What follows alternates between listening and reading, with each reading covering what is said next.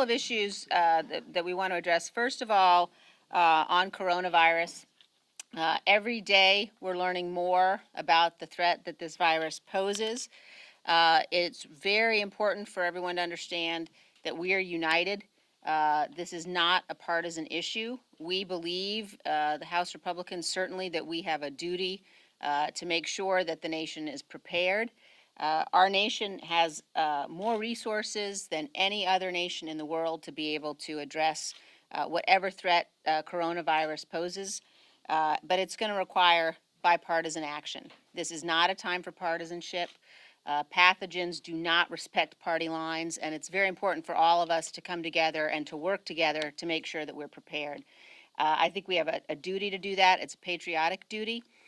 We do have the very best infrastructure in the nation. We have, in the world, we have the very best ability to innovate, the very best ability to develop whatever responses are necessary, but it's got to happen on a bipartisan basis. And I think it's absolutely clear as House Republicans that we are going to be prepared to stand behind and support whatever resources are necessary for this, to work closely with the president, to work across the aisle with our Democratic colleagues, and we would urge our Democratic colleagues to do the same. As we all are focused on coronavirus and on the threat that that's posing, we also are obviously watching what's happening in the presidential race, and just had a debate last night.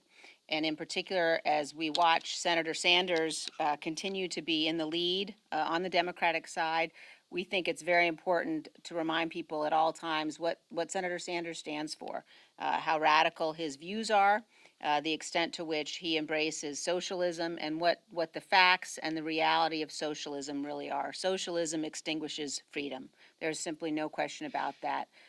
The stories that you're hearing from Senator Sanders about somehow socialism providing power to the people are absolutely wrong, absolutely untrue, and history absolutely demonstrates the devastation of socialism across the world.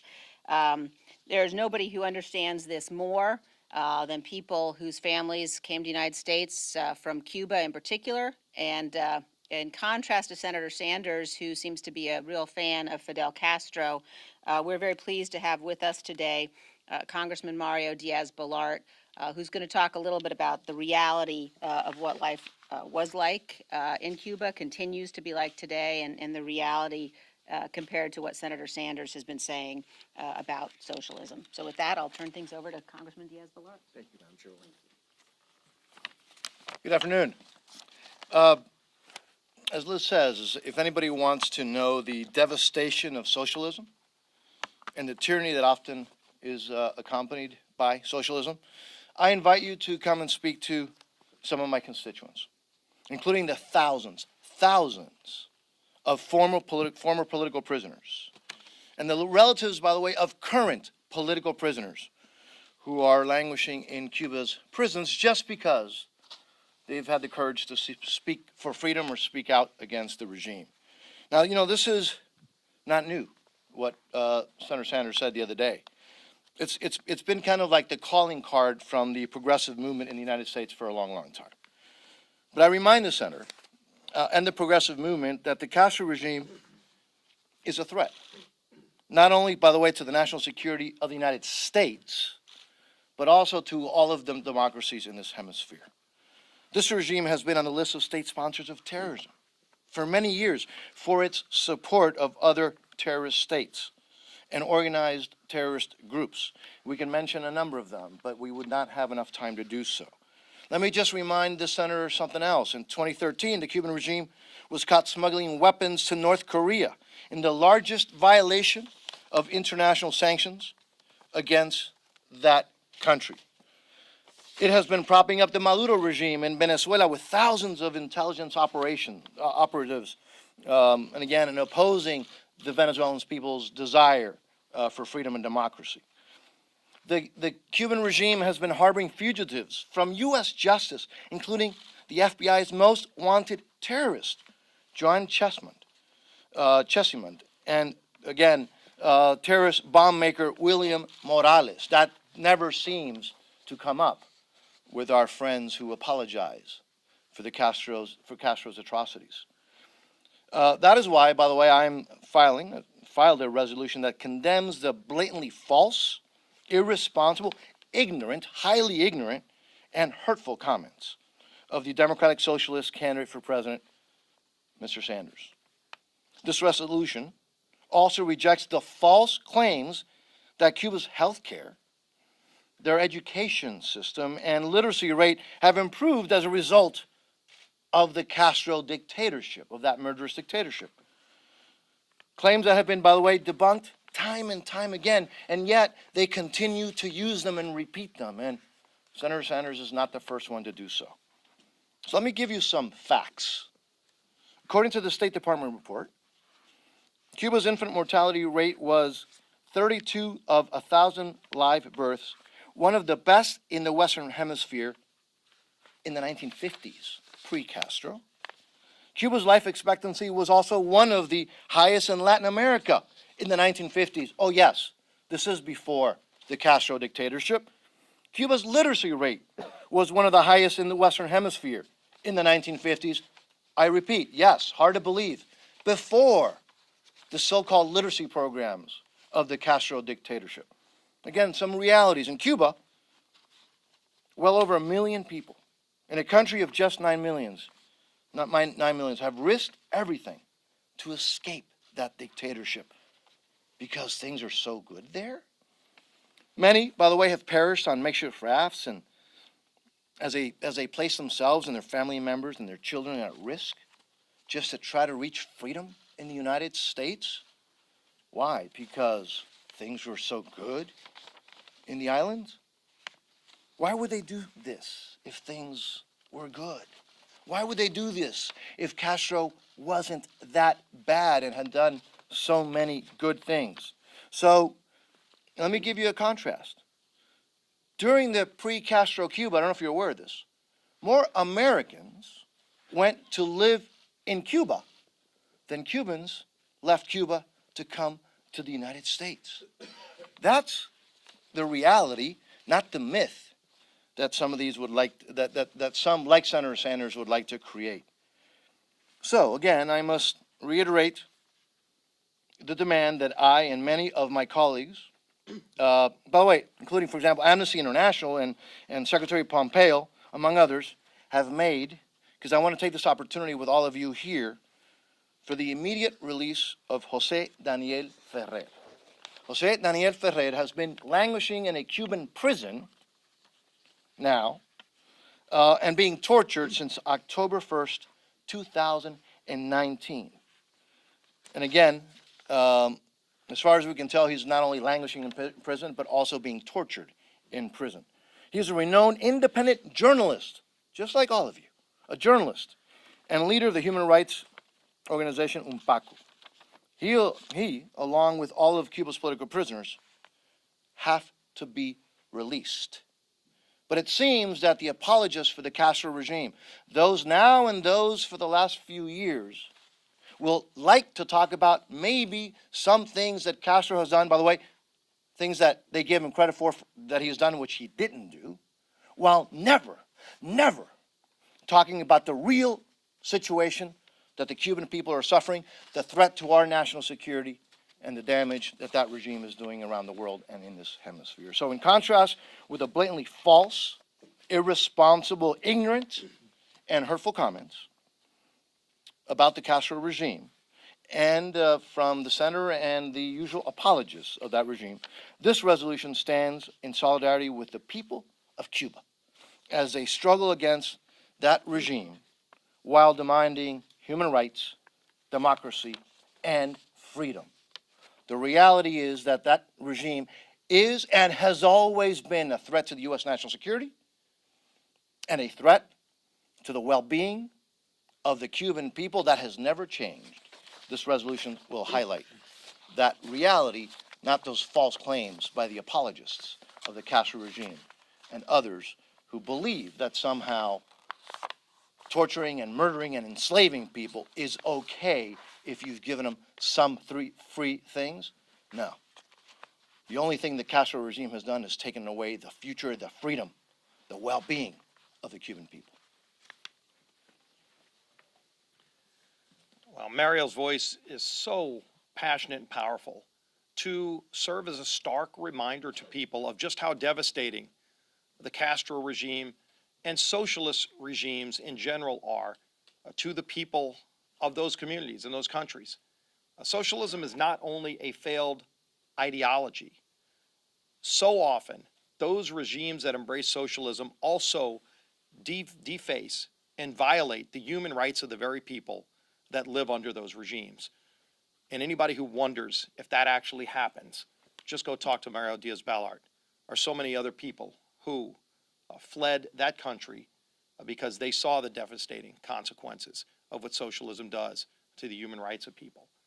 And so while the major leading candidate for President of the United States on the Democrat side is embracing some of the policies of the Castro regime, that same week, he's criticizing an organization like AIPAC, who fights for freedom, who fights to have not only this great bond between the United States and Israel be maintained in supporting our dear friend Israel as a Jewish state, but literally picking sides in this fight for determination of whether or not there will be a two-state solution, whether there will be a Palestinian state.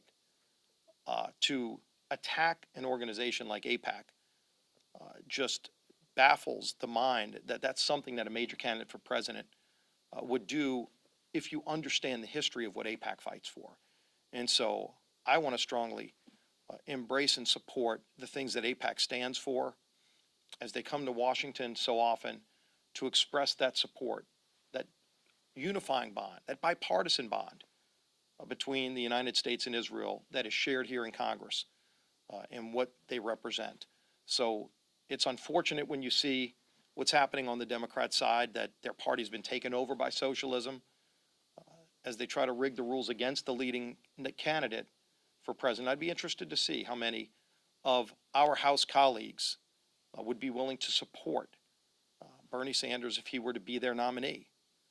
But let's have that debate. Let's see that debate in full view so people know just what is at stake as we try to advocate for those free market principles that provide real opportunity to families. The principles that we fought for working with President Trump that have put more money in the pockets of hardworking families, given them more control over their lives, allowing the middle class to be rebuilt in this country at a time when we saw it being taken away, fleeing to other countries. We're finally bringing that back. We're finally seeing those forgotten men and women being able to have an opportunity and a chance to seek the American dream again in this country.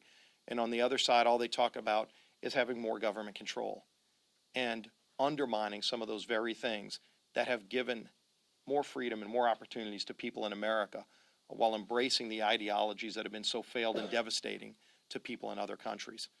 So I hope the American people are watching this debate play out because it'll play out through November, but we're already seeing just the stark contrast between what we as Republicans want to do to promote freedom and just what the leading Democrat candidates for president want to do to take away that very freedom while associating themselves with people who are directly responsible for the deaths and denial of freedom to so many millions of people. In the middle of all this, we're working with the administration to combat the coronavirus. Leader McCarthy and I were at a bipartisan briefing at the White House just a week and a half ago, where you had the top health officials in the Trump administration talking about the things that they're doing to keep the coronavirus out of the United States while recognizing just how dangerous it is, and also while trying to get more information from China so that we can find out how deep and severe this disease is spreading throughout their country. And unfortunately, they haven't shared the information that they need to be sharing with us and the rest of the world so that we can make sure we're taking all the steps necessary to keep our country safe and to help come up with a vaccine to help prevent the spread of this dangerous disease. So I look forward to hearing the president's comments this evening, and I look forward to seeing Congress work together in a bipartisan way to make sure we provide all the tools necessary to combat the coronavirus. This isn't a partisan issue. Anybody that's playing partisan games with this, especially while the president's in a foreign country, should be ashamed of themselves. That's not how we conduct business. That's not how we solve problems. We work together, like we've done when we were in the majority with President Obama, to make sure whether it was Ebola or any other disease that we were working with the president to combat it, not to try to find a way to divide the country, but by finding a way to work together. And finally, there's a debate going on today and over the next few days and weeks to determine what is the next step in making sure that the FISA courts work properly to keep America safe. The FISA court has been an important tool in America's national safety, but we saw that the FISA court was abused. Clearly in the 2016 elections, there were some people in our intelligence agencies who abused the FISA court to carry out their own political agenda. That should never happen in the United States of America. The people who did it ought to be held accountable. The Horowitz report identified some of those problems. I hope that the Durham report actually names names so that the Attorney General can hold those people accountable who abuse their positions of authority to try to change the outcome of a presidential election. And so as they're moving this through, it should not be done in a partisan way, which unfortunately Chairman Nadler is carrying out. When members on our side, from Ranking Member Collins and Jordan on down, have proposed good reforms that should be bipartisan, that not only make sure it doesn't happen again, but put real criminal penalties in place so that if somebody does violate the law, they're fully held accountable. That's something that needs to happen, and I hope does happen through this process. Unfortunately, it's not happening in Chairman Nadler's committee yet, but I think he, as well as others, will recognize this is something that we need to come together on and work and address. No president or candidate for president ought to have federal agencies working against them in an election. Our elections ought to be free and fair and decided by the American people, not by bureaucrats in Washington abusing their power to try to determine the outcome of an election, or foreign countries. And clearly we're working to make sure that foreign interference is not allowed to happen either. I'm glad President Trump is taking it much more serious in 2020 than the previous president did in 2016 when the Russians did try to interfere in our election process. With that, our leader, Kevin McCarthy. Thank you, Steve. Thank you, Liz. Thank you, Mario. I want to start off first by echoing a colleague of mine, Tom Cole. From earlier this morning, for years, Congress has been preparing to reinforce our infectious disease readiness. You know, from the last 5 years, 4 of those we were in the majority. We have increased NIH funding by almost 40%, averaging almost $2 billion a year preparing for what we see today with the coronavirus. We created the Infectious Disease Rapid Response Fund as well. It was an idea by Tom Cole. It took us 2 years, but we were able to build it. We want to be prepared, having learned from Ebola and others, when it comes to the future of where we're directing. I do want to thank the President and give him credit in his administration, having leaned in from day one, taking preemptive and decisive measures, including travel restriction and aggressive quarantines. This is something some people would criticize from the beginning. When you look back in hindsight, it was the right decision at the right time. We want to continue to keep America safe from the coronavirus. Today, appropriation leaders from both chambers have met to discuss adequate funding. This is not a time to play politics. We want to make sure we have all the funding needed. We want to make sure the money is going, and we also want to make sure there's accountability for that. I have great confidence in Kay Granger and her leadership in working through this, and we want to make sure it comes through as quickly as possible, the supplemental to the floor. Despite what Chuck Schumer wants to play politics this time with other press releases, that's not the time to do it. It's now time to put the American public first. I want to thank Mario for his comments and for coming today and for his resolution that will be on the floor. No one knows firsthand more than Mario and his family of what socialism will do. From his district alone, the thousands of individuals, from one themselves being held in prison to those that have family members today, from those that have risked their lives for the idea of coming to America, for the idea of freedom. To have the lead candidate for the Democrat, Bernie Sanders, credit Fidel Castro was appalling. Today, those in the House will have an opportunity to vote when it comes to a PQ of where they really want to stand. Do they stand with Bernie, or do they stand for freedom? For those who believe that maybe Bernie Sanders just misspoke when he said truth is truth, all right. Only this time he went one step further. He praised the Communist Party of China And he claims raising people out of poverty. This is the same government that if you disagree, you get put in prison. This is the same government that if you want to buy an airline ticket or a train ticket, you first have to check your social score.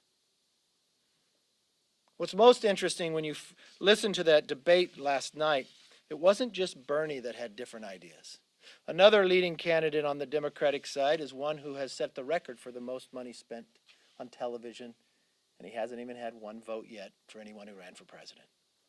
But I believe he thinks he can buy the presidency, because when you listened to him last night, he apparently bought this house.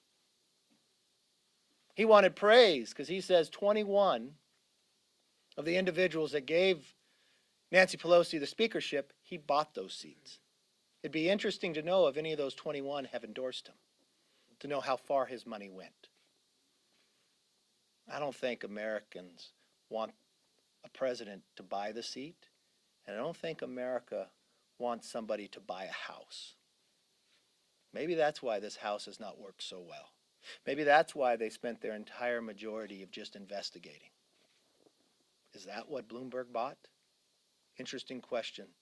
But only those of those 21 that he bought, I guess, could answer that question. I wonder how many of those 21 voted for impeachment. Don't know. Question, how much did he spend? 110 million he bragged about. He said he bought those, and he worked with Nancy Pelosi to make her speaker. With that, open up for questions. Yes, sir. You've talked extensively at this press conference, other press conferences, about Sanders' record. Obviously, in 2016, Democrats made a point about President Trump's record, Access Hollywood. Republicans did the same thing. It worked out pretty well for him.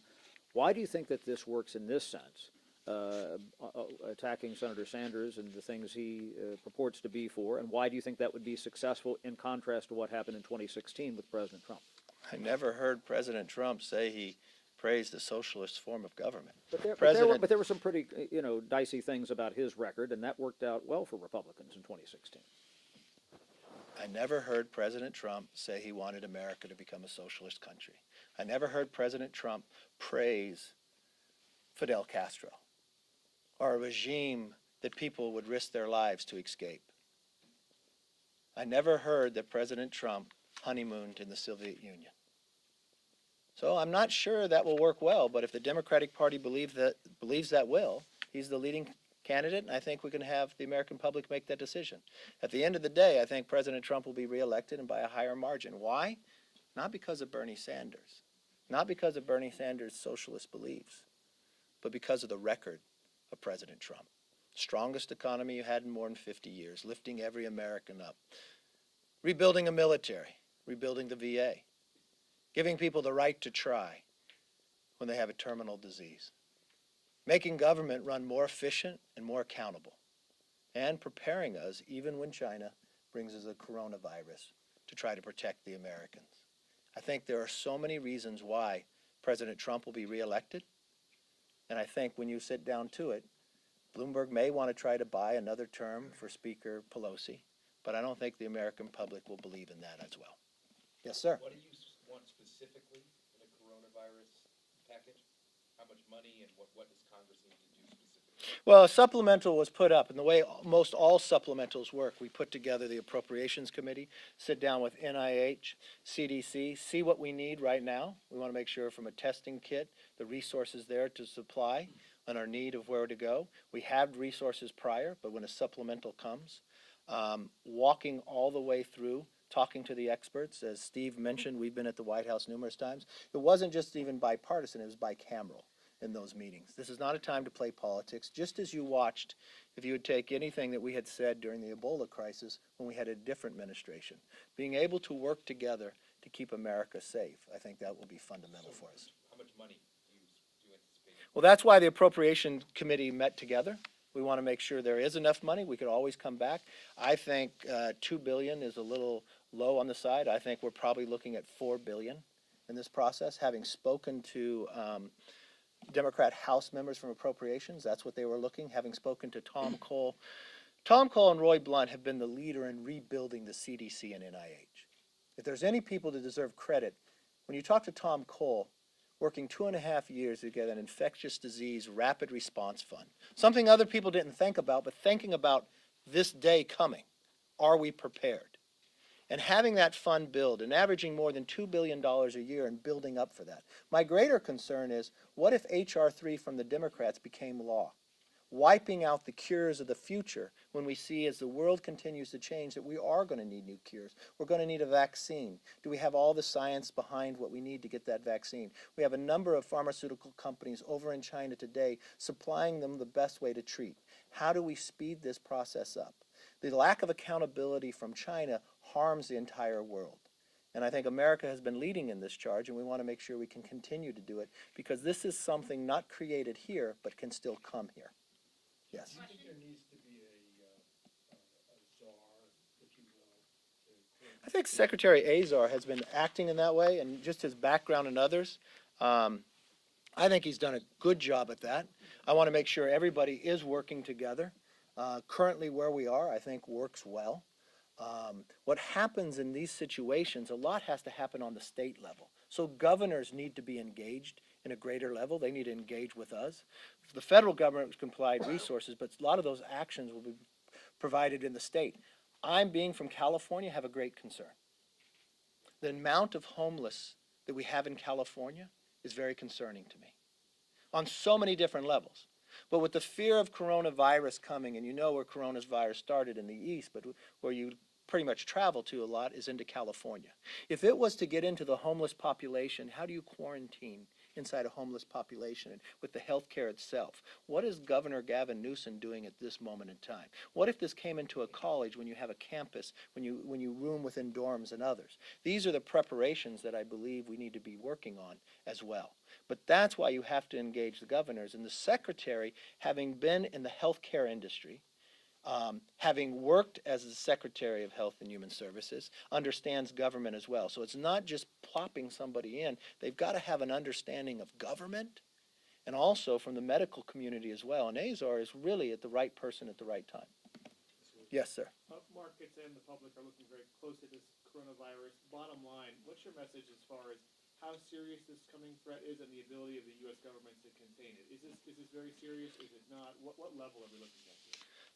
This is a serious situation, and that's why this administration has taken it that way. When the president went out on that weekend and stopped any flights coming in, he also led the world where others would follow him to try to contain it just to China. The challenge here is the lack of accountability coming from China. Our scientists from the very beginning have been communicating, but they have not been as open. We've now find that it started in November. Maybe if they had told us then, we could have been doing something much better about it now. If they had allowed our scientists in sooner, maybe we could have been able to deal with even on a different level. But the movement of it and being so contagious means that it can move at a rapid speed. The mortality level is at a lower level, higher than a flu. But from a pandemic situation, once it gets in, how do you control it from growing? That's the preparation that we've been doing now. That's the preparation that this president had done before, trying to contain it to China. Unfortunately, has Iran been open, and how big is it within Iran? Italy has been open with their discussions. I think this is a moment in time where the world works together. America has been a leader in so much of this. That's why I'm proud of the fact in our majority of what we did to increase the funding in NIH and CDC, forward-looking to this day coming. We have some tremendous experts in there. And really, if the other countries would unshackle what's holding them back from allowing our experts to help, I think the world would be safer sooner. Yes. You're a leader in the Gang of Eight, and I'm just wondering if you think that the president is being aided by Russia in his re-election effort. No, he's not. Yes. The Born Alive Protection Act was recently defeated yesterday. Unfortunately, yes. Do you believe that a fetus that survives abortion is a human being? Do I believe, say that one more time? A fetus that survives abortion is a human being? Yes, I do. I think almost everybody in the world would believe that too. If bleeding, it's a heart that beats, it's a lung that breathes, and to me, in any definition, that would be murder. Thank you very much. Thank you.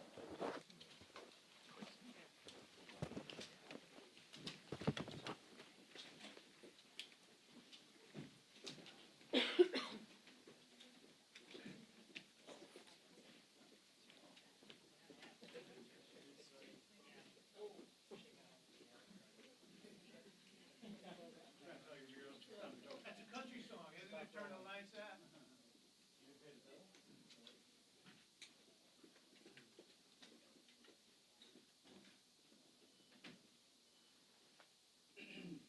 Hey, we're getting a real big dark spot on our camera right now. Oh, you are? I thought it was only the flag. I'm trying to make sure everybody's on the same playing field.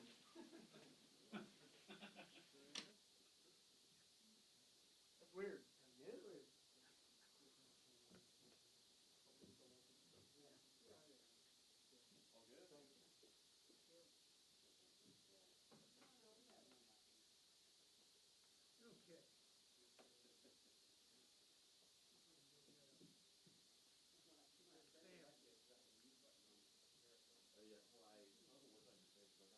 That's me. All day tuna, man.